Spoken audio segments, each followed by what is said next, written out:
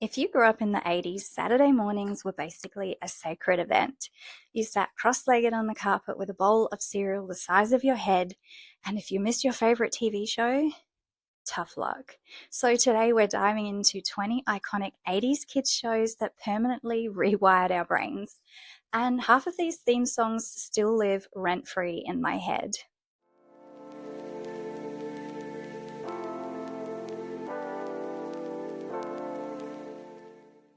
Number 1, Gem and the Holograms. This show had everything: glam rock, giant hair, glitter, and drama.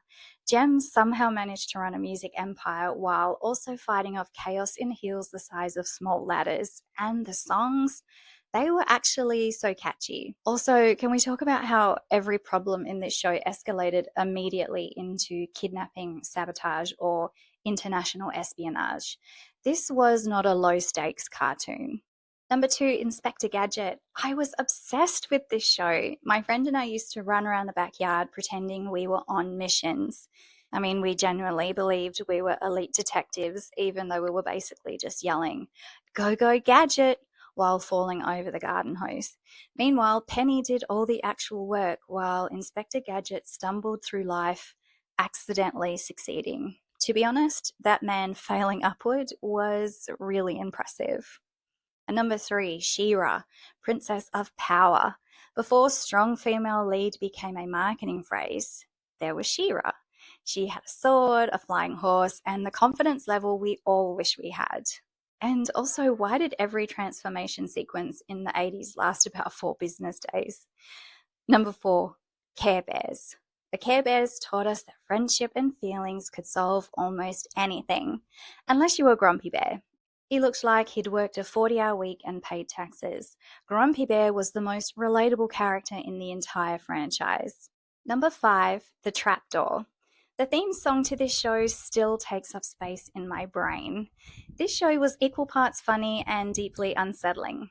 Why was everything damp? Why did everyone sound exhausted? And why were there always some horrifying creature crawling out of that basement? Basically, it was British anxiety in claymation form, but I loved it. Number 6, Banana Man. This cartoon felt like a fever dream. I actually had to look it up when I was telling my kids about it because I generally thought maybe my brain had invented it. A normal boy eats a banana and becomes a superhero. That was the plot. And the way he flew, hilarious. It was my favorite part. And number 7 is Danger Mouse. If you never saw it, Danger Mouse was basically a tiny British James Bond rodent. The humour in this show was so chaotic that half the jokes probably went straight over our heads as kids. Also, Penfold spent the entire series sounding like he was one inconvenience away from a nervous breakdown, which is me at the moment. 8, Fraggle Rock. This show had one of the catchiest theme songs ever. You could hear 2 seconds of it and suddenly you're singing the whole thing against your will. The Fraggles lived underground, danced constantly, and somehow managed to make cave life look fun. Meanwhile, the Doozers were just trying to maintain infrastructure and nobody respected them. Number 9, Muppet Babies. This show was absolute chaos. Every episode started with imagination and ended with someone almost launching into space from the nursery. Then there was Nanny, with her legs clad in green and white striped stockings beneath a pink dress. We never saw her face. She also had a sister known to the babies as Aunt Fanny, who sometimes helped take care of them. Does she look like Nanny? We will never know. The next is Pound Puppies, and they were huge in the 80s. The plush toy became a full-on phenomenon with cartoons, comics, and enough merch to emotionally bankrupt our parents. Each puppy had their own little personality, and the shows made them loyal, heroic dogs trying to find loving homes, which meant every episode had us sitting there like, I could adopt all of them. And this was peak 80s marketing. The cartoons and toys blended together so perfectly that half the time you didn't even realize you were basically watching a giant toy commercial. Did it work? Absolutely. Number 11, Rainbow Bright. Rainbow Bright looked like a walking highlighter collection, and I loved every second of it. Everything was neon, everything sparkled, and somehow this tiny child was solely responsible for controlling color in the universe. I mean, absolutely no pressure. Number 12, Strawberry Shortcake. This show smelled good even when it was on TV. If you know, you know. Also, Avon had a Strawberry Shortcake collab in the 80s, and I got the lip tint. I felt absolutely elite owning that. And let's be real, 80s merch was unmatched. The next one is the Smurfs. Looking back, this entire village functioned on chaos. 100 tiny blue people and somehow only one woman. Also, Papa Smurf was out there carrying the emotional burden of an entire civilization. That man deserved a holiday. Number 14, He-Man and the Masters of the Universe. He-Man taught us that if you yell loudly enough while holding a sword, anything's possible. The transformation from Prince Adam to He-Man was so dramatic. Imagine your co-worker disappears for 30 seconds and returns looking like a professional wrestler. Nobody questioned anything in the 80s.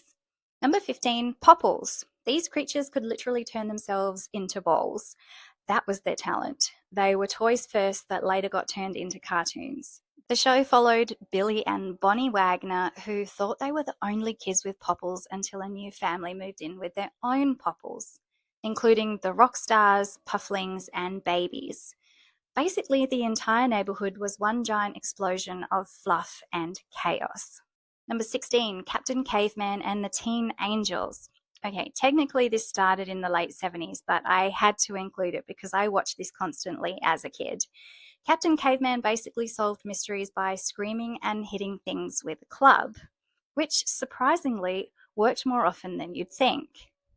Also, his body hair storage system seemed to contain literally every object known to mankind. Number 17, Transformers.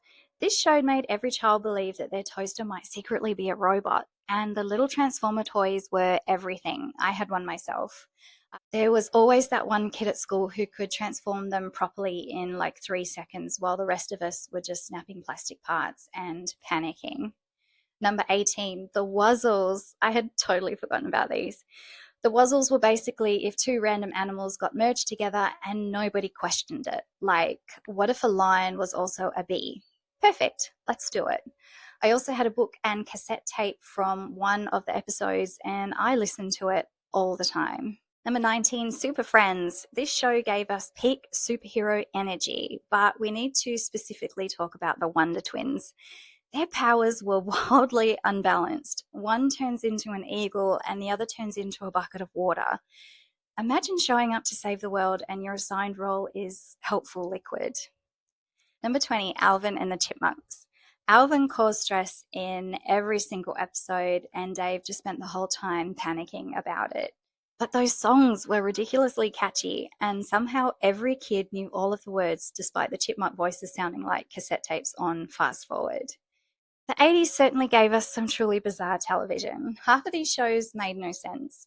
Some were mildly terrifying, and most had absolute bangers for theme songs, but they were magic.